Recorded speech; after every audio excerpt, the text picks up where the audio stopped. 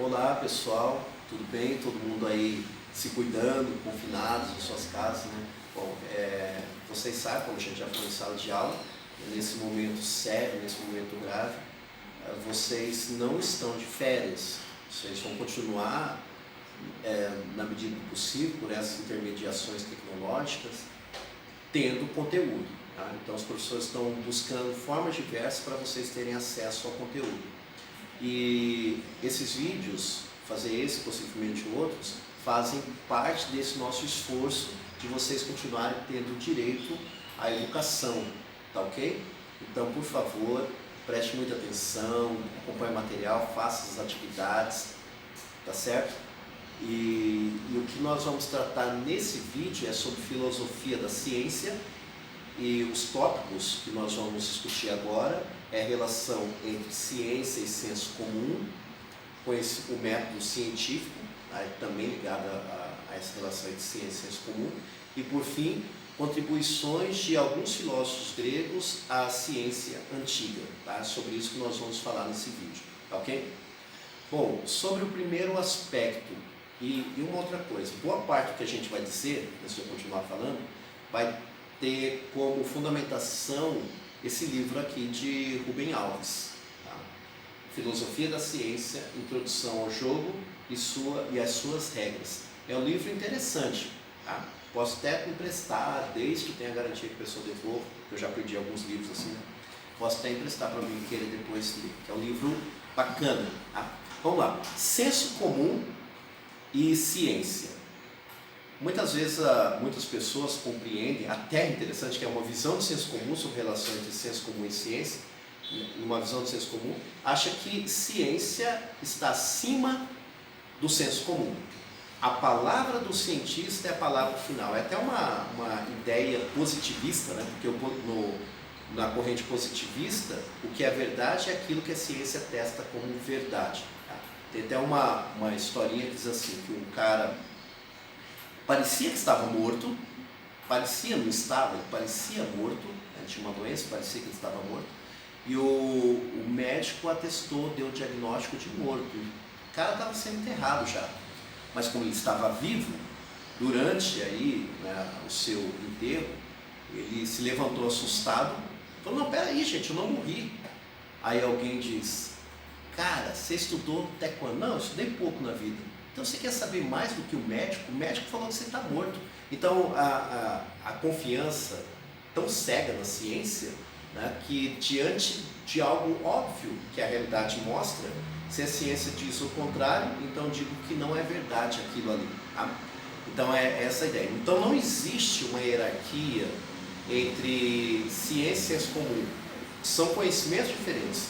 É claro que a ciência é um conhecimento mais aprofundado, é um conhecimento que tem maior rigor, é sistematizado, enquanto que o senso comum é verdade por si mesmo, sem precisar comprovação, verdade, né, por si mesmo, não é testado, não existe uma experimentação para saber se aquilo é verdade ou não. É assim, ponto final, ele é mais arbitrário, tá, do que o conhecimento científico. Tá? Embora tenham essas diferenças, não podemos ver nesses dois conhecimentos hierarquias. O que acontece é que os dois se retroalimentam, tá? Os dois se alimentam. A ciência bebe no senso comum e vice-versa, os dois se alimentam. Por exemplo, vamos imaginar uma pessoa no mercado, né, ou num sacolão, comprando uma fruta, comprando um tomate, por exemplo, e percebe que está caro e não está com uma aparência muito boa.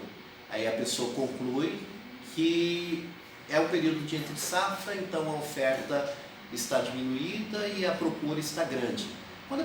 Por isso que o preço está alto. Quando a pessoa diz isso, ela está falando de uma lei da economia que já é tratada por Adam Smith na Riqueza das Nações. Mas ela não precisou ter lido esse livro de Adam Smith para saber que uma das leis é essa: quanto maior a oferta, menor o preço. Tá? Quanto menor a oferta, maior o preço. Então, se eu tenho, por exemplo, uma época de frio, eu sei que a minha procura por casaco vai ser grande. Pode ser que a oferta não esteja à altura da procura, então meus preços ficam altos. Acabou o frio e o meu estoque ficou grande de casacos, só que a procura diminuiu. Então, para eu vender esses casacos que estão lá, eu vou ter que reduzir o meu preço.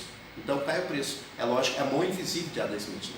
Então, a pessoa não precisa saber nada disso, nenhum desses conceitos lá na hora do mercado, para chegar à conclusão de que o tomate está caro por esse motivo, que a oferta ela está menor do que a procura, tá? E o preço está alto. Então é um exemplo de como a ciência, mesmo de forma inconsciente, ela está presente nas nossas rotinas, no que a gente faz no dia a dia. Um outro exemplo, se um pedreiro está construindo uma casa, ele vai usar cálculos matemáticos. Pode ser que a pessoa nem tenha frequentado a escola ou tenha ido pouco à escola, mas isso não impede dele chegar aos números certos para poder construir aquela casa, chegar ao cálculo da área, por exemplo, não impede. Então ele tem um conhecimento científico, tá? Embora seja de uma forma inconsciente. Então a ciência ela está presente nas nossas rotinas e muitas vezes a gente não percebe. Tá? Até no movimento, alguém jogando bola, a intensidade que a pessoa vai colocar na hora de chutar um pênalti, por exemplo, ali vai ter mesmo, claro que a pessoa na hora da marca do pênalti vai estar pensando um monte de coisa, menos em física, mas os conceitos da física vão estar presentes ali, na força, no impulso, enfim. Tá? Ou na hora que a pessoa está fazendo uma comida, os conceitos da química vão estar presentes ali. Embora a cozinheira não tenha, talvez não tenha noção nada de química, mas ela está colocando ali os ingredientes tudo certinho e vai ter uma mistura correta, enfim, para dar um sabor que as pessoas gostem. Tá? Então a ciência ela está presente nas nossas atividades do dia a dia. Portanto, existe uma relação de mão dupla, uma via de mão dupla, tá? Ela se retroalimenta entre o senso comum, entre a empiria, entre o empírico, né, as nossas atividades do dia a dia também, e a ciência. Então uma coisa que tem que ficar clara nesse primeiro momento, que a gente não pode estabelecer essa hierarquia, senão a gente acaba fazendo uma defesa aí de uma concepção positivista, de considerar a verdade apenas aquilo que a ciência compreende como verdade. Tá? Então esse é um aspecto. Continuando sobre a questão do método e relacionado a isso também, às vezes vou olhar ali por causa que eu estou projetando, né, o slide, inclusive esse slide que eu estou projetando aqui é o que eu estou passando para vocês, tá? Então acompanhe também, depois pega o slide, dê uma olhadinha. Tá? Sobre o método científico, é uma outra forma da gente perceber a relação entre ciência e senso comum. No método científico, de modo geral, nós temos 4 partes: o problema, a hipótese, o teste das hipóteses, né? Você vai testar as hipóteses e os resultados. Problema, hipóteses, teste das hipóteses e resultados. Vamos imaginar primeiramente situações no dia a dia. Tá? Uma conta de energia que chega alta na sua casa, uma fatura de conta de luz, você tem uma situação nova. Quebrou a sua rotina. Até então você nem pensava nisso, mas quando algo quebra a sua rotina, você pensa sobre. Aí o seu pai, a sua mãe, vai fazer a seguinte pergunta, que é a pergunta do problema. Por que esse aumento no valor da fatura? Essa é a pergunta, é o problema. Vai pensar algumas hipóteses. Tá? Sei lá, nós estamos deixando muito tempo essa energia, os eletrodomésticos ligados, ficando até tarde assistindo TV, ou seja, tem um desperdício muito grande, ou está tendo fuga de energia, vamos chamar um técnico para verificar, ou simplesmente teve um aumento no valor da fatura, enfim, você vai buscar as hipóteses, depois você vai testar quais hipóteses, ou quais dessas estão corretas, tá? E depois aí você vai chegar no resultado. A ciência procede da mesma forma. Eu coloquei aqui, vocês vão ver no slide, um exemplo fictício, tá? Só para a gente entender como isso funciona. Eu criei, né, um exemplo, que é crianças com baixa visão e rendimento escolar abaixo da média. Aí vamos imaginar que um pesquisador na área de saúde ou na área da educação faça essa pesquisa e inicie com o seguinte problema: a baixa visão prejudica o desempenho escolar da criança? Essa é a questão, é o problema. Aí coloca como uma hipótese principal que a visão é um dos sentidos que nos permitem construir o conhecimento. Dessa forma, a baixa visão compromete a aprendizagem. Tá? Então essa é a hipótese que ele vai confirmar ou não. Bom, aí ele continua a pesquisa. Para testar as hipóteses, ele tem que traçar um procedimento. Como eu vou testar essa hipótese? Aí, como vai ser a minha metodologia? Como vai ser o meu procedimento metodológico?